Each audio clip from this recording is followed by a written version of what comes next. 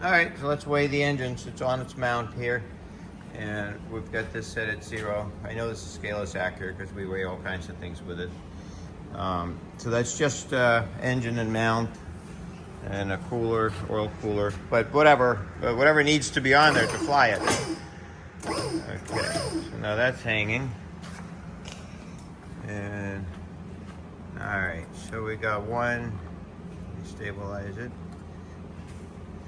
197, 196. So that's the baffles, starter, a mount, oil cooler, filter.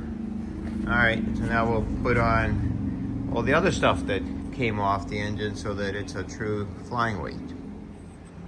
All right, so we take 2 pounds off of the box, and let's see here. We've got it hanging. We've got exhaust, air cleaner, gascolator, some ducting for the heating system and the cooling system, elbow for the carburetor, a battery strap. So that's what we got. So there's still more over here. We've got here all the hardware for mounting stuff and a battery, but let's just not count the battery, but we'll put this hardware stuff on here. Goodie bag, we call that. All right. Up. Let's see. How can I keep that in here? Maybe like right there. What we got now? 220.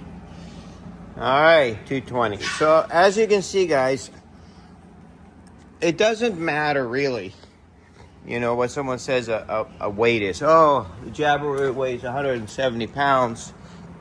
And if you were to actually take that as a, you know, nobody's lying. It's just that you need more stuff, you know, by the time you actually get airborne.